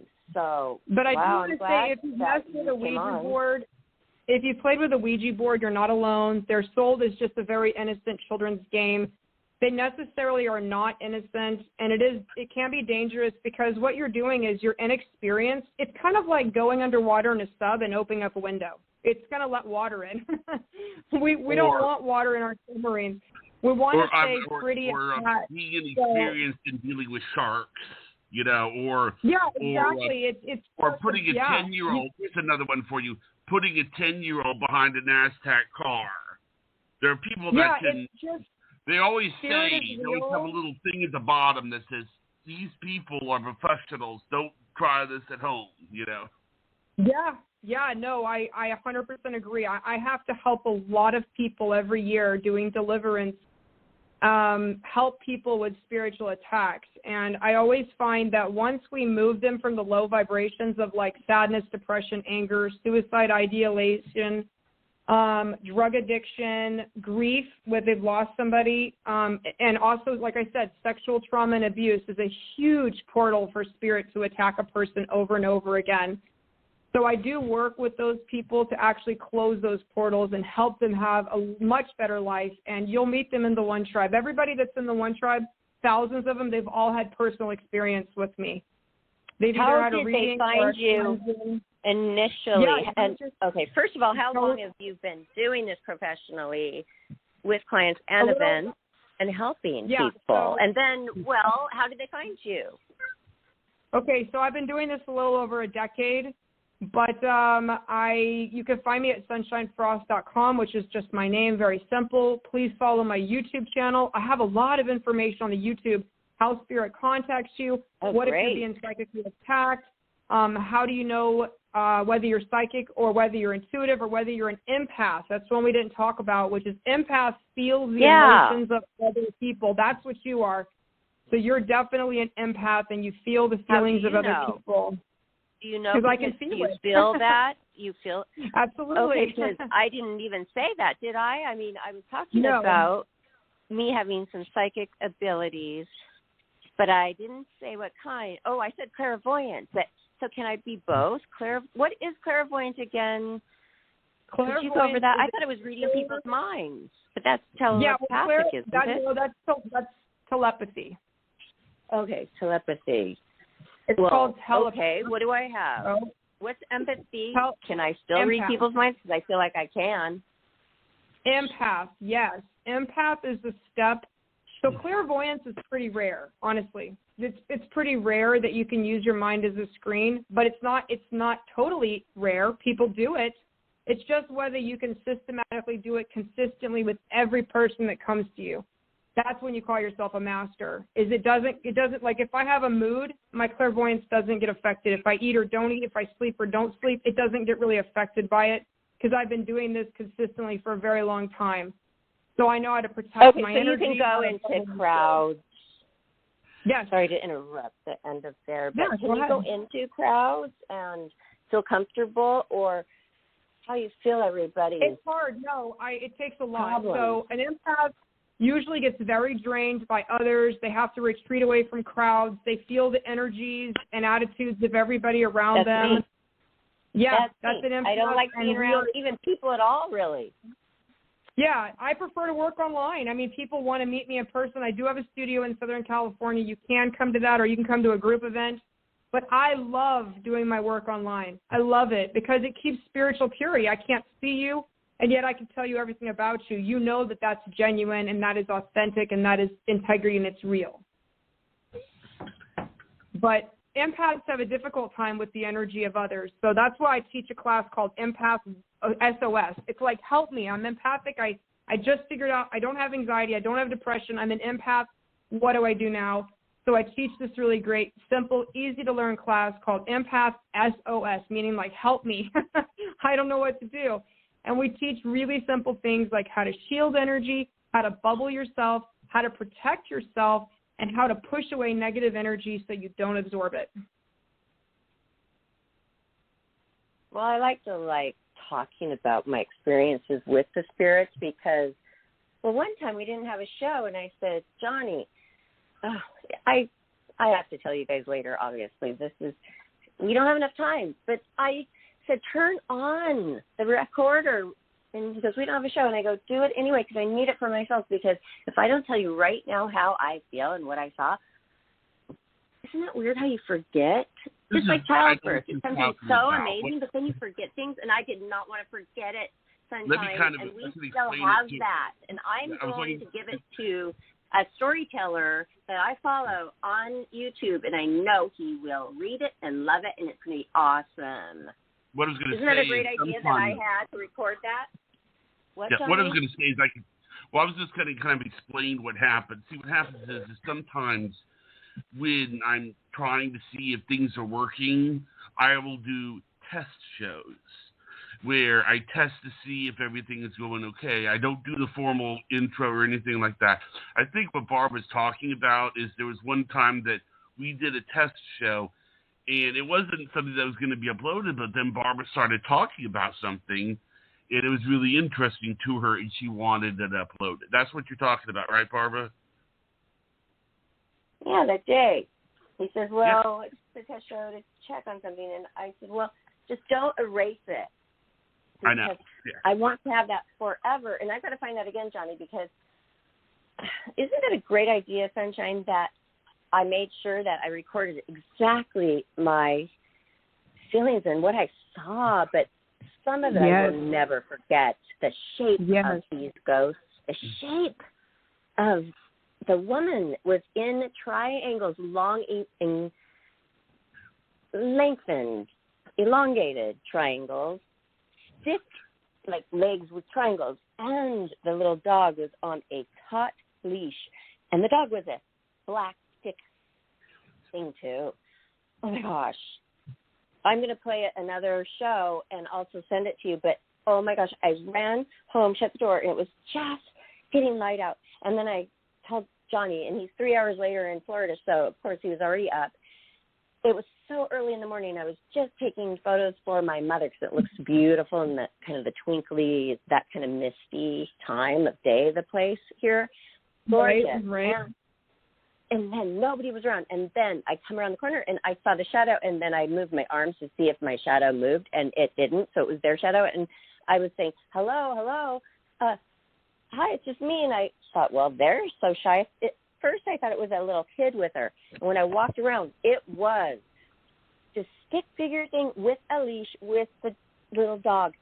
Lo and behold, the police were at the apartment like a few days later, and they found a woman who was older and in her apartment, totally decaying, and she killed herself and killed her little dog. Look, suicide with poison pills or something like that. Okay, so I'm wondering, why did I see her ghost? I always felt spirits, but I never did see. The one that attacked me, I never saw it. It was attacking me, but it probably didn't have a physical body. Yeah, it probably didn't have a physical body. So you got to remember, not all spirit had a physical body. That human spirits are humans, angels are angels, and low vibration entities are that. They don't have a physical body. Not everybody is an earthbound spirit. Some spirits really were created as lower. Can they all do the same thing, like move objects? That can be definitely an earthbound spirit, or it can be a low vibrational entity trying to scare you. So they feed on your energy just like anything else. But you saw that entity because it was in your vibrational field. And the thing about it is so that's physical mediumship. When you see spirit from the corner of your eye, when you see full apparitions. And yes, animal spirits almost always come through in my readings. So animals do go with their owners to the other side. That's extremely common. Very common. I even online when I'm doing my live readings, animals, I've seen iguanas, I've seen all kinds of stuff. But that woman came to you at the point, she was always there, but you just became aware of her through your awareness. So you raised your vibration to be able to match it, and that's why you were able to see it. Because I've been so open to spirits because I believe in them and I know that they exist. And, you're not afraid. Okay, so the fear is right, what not holds you anymore back. After quit. Yeah. Well, I was just, exactly. I wasn't even thinking about it, and then I was attacked. I wasn't even thinking about it the first time I was attacked that time, and then I'm now not afraid. So I guess I never was afraid of spirits. I mean, I would look under the bed, but that would be for like a rapist person, human being, not like a spirit. You know what I mean? Yeah. So it's fear goggles. I wasn't afraid of them. Yeah, I tell people we have to take off our fear goggles and recognize God gave us all gifts, and it's no different. It's no different than a musical gift or any other gift. It can be developed for the glory. It doesn't have to be used for negative things. It can be used for quite wonderful things. Like I don't use mine for gambling. Do they leave you alone because they know you're not afraid, and they'll move on to the person that is afraid because that's more fun to scare them? I mean, is it fun to scare somebody who's not afraid of them? Yes. There's two reasons, Barbara. The first reason is because I have angels and guides. They guard me, and I pray a lot, so I have a lot of barriers to trying to contact me. Number one. And I teach this in my development courses, how to set up a guardian, how to have a gatekeeper, as we call them. It just makes sure that the Holy Spirit is around you and that you're bubbled in white light, okay? So that's number one. When I was a child, I didn't know how to do that. So, yes, I was contacted by a lot of spirit. I had a lot of paranormal activity around me as a kid. Once I recognized that they knew that I could see or hear them, of course they're going to bother you because you act as a battery. So low-level entities resonate with fear, abandonment, depression. As I said, anything that has to do with low vibration, hatred, divorce, betrayal, when there's a lot of fighting in a place, when there's a lot of alcoholism or anything that's lowering your natural vibration, those are the people that are going to get attacked the easiest. And then when you have fear, it's just like a battery. Do you remember that old movie with your girls or with your kids, Monsters, Inc.? Monsters, Inc., in that show, they had these monsters would live in the closet. They would come out and scare the kids, and then when the kids screamed, they would bottle up their fear or their screams and use it to power their houses. Remember that? Anybody? Johnny, Barbara, are you there? You need to get involved and find your within, because Johnny, he doesn't feel enough. One time he said that he doesn't even enjoy music, and then, but maybe it's not just he doesn't. Maybe it's he doesn't know how. Just like finding his inner voice, his inner God, his guide, things like that. The paranormal. Johnny, you have such a great interest in it. It's got to be in there. Sunshine Frost told you that every single person has a little psychic ability in them. How can we open up Johnny to believe this, Sunshine? Well, we don't convert anybody. Everybody is on their path that they're supposed to be on, and their alignment comes when it's supposed to. So we don't make anybody believe anything, and that's why me and Johnny resonated really well, because he knows that I understand believers and unbelievers are very important to the balance of all things.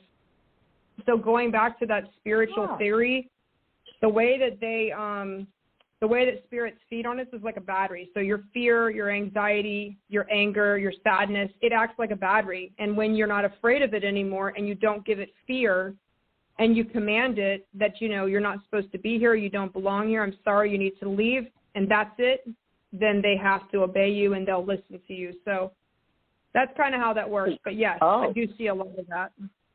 I think that's interesting, because that woman, even though it scared the heck out of me, and I mean, it was no thought. You just react and you run. Okay, I ran through them. Like, I ran through the ghosts home. Well, I didn't turn around and back up or anything. Why? That was weird. Well, they're in a different dimension than you, so it wouldn't matter. They're not in the same. They're not in the same dimension you are. This is like dementia. That's why they call it that, because you're slipping in and out of dimensions. They're in a different dimension Well, how than did you. that other one attack me and suffocate me to where I couldn't even move and was sitting on my chest? How'd that happen? That's not on my realm? Yeah. Yeah, no, exactly. Okay. That's exactly what it is. Correct. That's correct. It's not on my realm, but it's still, I could feel it. What is that? How do they move objects? That must be a whole, something with some kind of descript word, right? Which one is that? Poltergeists move objects, but poltergeists always have some sort of energy field around them that they're using as a battery. Like poltergeists don't just move things in empty houses. They move it when there's people around to see it. Quite often there has to be something associated with the house. But again, do you know why? I don't do a whole lot of paranormal stuff. I really stick to my healing and my mediumship, that I do a lot of clairvoyance and mediumship to help people heal from tragedies, from losing their children, losing their spouses, losing their families. I really don't do a whole lot of paranormal. Really? So, like me, who's had these traumatic things happen with spirits, I need to heal from that. But I know you don't want to talk about it. I know there's an evil side, but I mean, it has attacked me. I think I'm controlling it okay, and I don't need anybody. But what if there are people out there who need to have help with that, like recovering from it because they're petrified? Yeah, so I have people in my tribe that handle the physical side of the operation. So meaning they'll go to the house and physically cleanse it. I have some people that do Reiki. I work with the spirit of the person to figure out why the attachment happened. So they would do a reading with me first. No, not at all. I would do a reading with them first, or a session rather, to find out where the attachment happened. And they'll always show me if there was physical abuse and trauma in the person's history, if this came through that, or whether or not they just attached to it through addiction or depression or Ouija, or whether it attached to them later in life by living into a place that had low vibrational energy. Haven't you ever just walked into a place and you just feel like this, I don't like the energy here? Like it just feels bad. You feel sad. You feel anxious. You feel depressed. Yes. That's called geomanic energy. It means that your pit of your stomach is picking up on the energy there, and, you know, you're always right. So certain places just had what they call bad vibes, and sometimes it could be picked on. Is this scientific? Is this in absolutely. the book? Who discovered this, and how do they discover this energy? Well, energy has been around forever. All energy is verifiable. Just like matter, all matter is verifiable, even dark matter. Energy is around everywhere. Energy is around everywhere. Chemistry. Is it an energy with different chemistry? The bad? I mean, this has a name, or is it just bad and good? You feel it. It's an energy. You feel it. It's called this geometric. It's an energy that you feel. Yes, that's correct. Same as vibration. You can't see vibration, but you can feel it. Yes. Ooh, energy. Wow, that's a good way to put it with a lot of people who cannot understand it. Right there, what you just said. Same thing as vibration. It's like a vibration. You can feel it, but you can't see it. It's the same thing. Correct. Yes, it is. Yeah, so some vibrations are very high-pitched, like a beautiful sound of a bell or a chime, and some energy levels are very low, like a didgeridoo or like a deep bass drum or something like a very deep bass cello, which creates like chills and you know, makes us feel very anxious. So those energy forces, they vibrate it the same way. So your body picks up on it, even though your audible ears are not hearing it. The actual chakra, the energy system of the body, picks it up very easily. The chills on the arms, the hair standing on end, the upset stomach, maybe a smell that you shouldn't be smelling, an audible ringing in the ears, maybe your hair crawls around. There's all sorts of signs and symptoms of spirit. That's a bad vibration or a high vibration. The body always knows. And you get great vibration from a scene in a movie or a commercial or music that touches you. But why do some people not feel this vibration? Like Johnny, he does not feel the vibration of the emotion of the music. Nothing touches him. Right, Johnny? About music. Yeah. I'm never done any music I like. Well, to be honest with you, most scenes are filmed at 432 megahertz, which is actually the vibration of the heart chakra. And that's like Forrest Gump, the background music when Jenny dies and stuff. And many of your orchestras and your philharmonics actually record at 432 hertz, or between 432 and 447. Wow. So they're intentionally made. So he needs to go buy those. He needs to buy the movie version. No, not necessarily. If Johnny, if you're not feeling those reactions over those music, then that just means that his level of hertz or megahertz is lower or higher than the average person. Okay. That doesn't mean anything's wrong with him. It means his perception, his vibrational perception is lower. He's a guy. So obviously, I would feel kind of bad if you're walking around as a guy being as emotionally reactive as a woman. And I'm not saying you can't be, but I'm saying it's not normal on the average for guys to feel as emotional as a woman would to the same amount of things.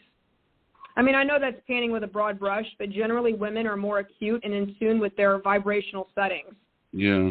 Like doesn't cry to a commercial. So he basically, is it safe to say that he's not missing anything that he doesn't know he's missing, so he's not missing out. So I should stop feeling bad that he cannot love music like I do, because it's fine. Correct. You have a physical response, Barbara. Barbara, you have a physical response. You have the chills. You have hair crawling around. You have emotional response. You're very responsive. Period.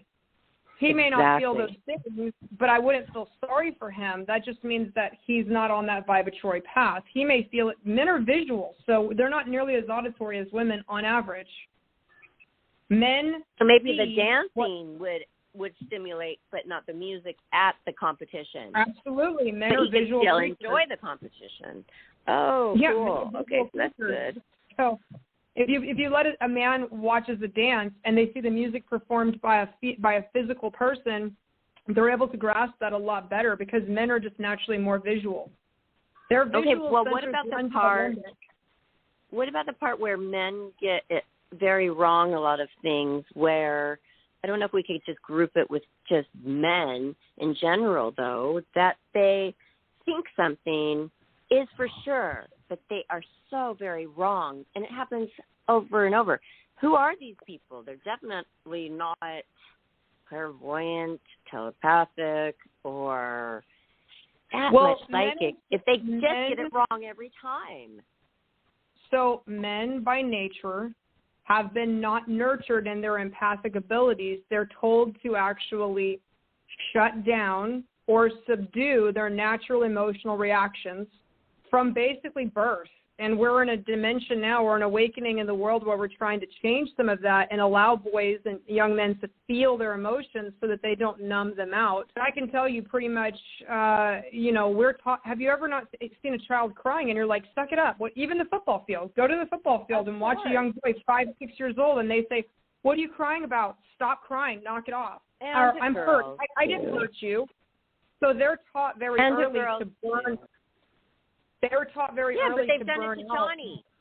They say, don't do this, Johnny. Don't do that. Don't say that. Don't, pretty soon he's ready to do anything, probably. You're not allowing them to be in their truth. Of course he's not feeling his psychic ability if he can't even do and exude. I'm just saying, he, as a man, being brought up, maybe that's why. He just doesn't even connect to his psychic ability.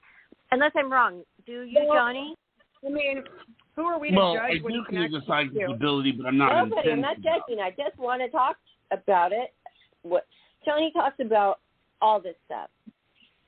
I'm just saying for us, his psychic ability. I'm not saying anything bad. Johnny, tell us, have you derived any psychic ability yet? Have you worked on it? Oh yeah, but it's not in the same way that you do. It's not like intense, feeling. It's more like just a... Oh, well, that's okay. That's okay as long as you are enjoying it. See, that's all I want, because I want him to have a life that's fulfilled. And the paranormal, the universe, it is life. It's our world. So we can't just dabble in it. Let's live it. If this life as the walking human being that we are is so short. And you know what? Some people don't believe in reincarnation. I'd like to have a lot of different lives. Our spirit, it goes on. There's so many things to talk about. I mean, I could talk to you for hours, Sunshine Frost. You have been so enlightening. We talk to psychics and mediums a lot, nothing against them at all. Everybody has their own approach, and I am grateful that they're helping, like you do so much, many people. But we should have you back on to talk more about, like, a topic.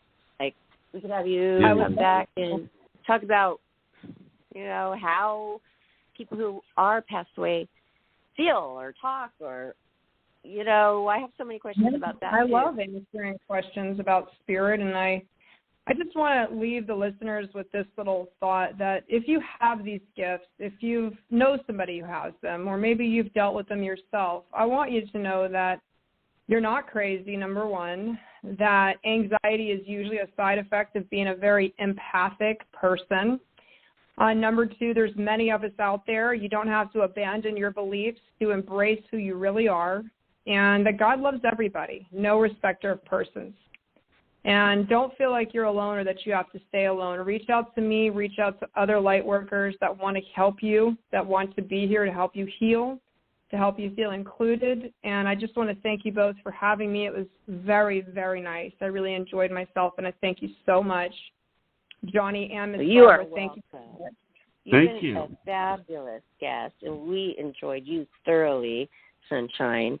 And we will have this show up on our YouTube channel. All the links that we talked about that are important to find Sunshine Frost everywhere, but it's not hard to find you. Hello, your website, sunshinefrost.com. I'm sure that'll lead everywhere because she is everywhere, aren't you, Sunshine? Yes, ma'am. I try to be where I need to be. You sure are. Thanks, guys, You're amazing. All right. Thank you so much. And I can't wait to get in touch with you further. You have a great event coming up on December 16th, correct? Yeah, Miss Barbara, I'm going to offer you a free reading. See how it's going to go. You we are? can even record that. Yes, in front of I everybody? want to. Yes, really that's live, up to you. in person That's live, really right? up to you. I record them and then I allow you to share what you want. I'm never about exploiting other people for my gain. So I feel like Spirit, those sessions are very sacred to me. So it's up to you what you want to make public. I never try to be a sideshow. I try to do the work and then let Spirit guide what you want to do with your session. Okay. Well, maybe we could. I don't get that many offers to really do the private ones with our wonderful, talented guests. So I appreciate that, and I will take you up on it. But I also like to do, we can take it wherever we want when we're on air. It's not like somebody's forcing me to say anything. So, let's do it. I can't wait. Perfect. Well, you guys have a wonderful On the Roku channel, right, Johnny? What? Yes. I said on the Roku channel. Yes, on the Roku channel. This will be a part of the Roku channel. All right? Awesome. Okay. Well, good night, everyone. Thank you, listeners, and thank you, callers. You, psychic, medium, master, clairvoyant, Sunshine Frost. Thank you so much. You are good night, awesome. everyone. Good night, everybody.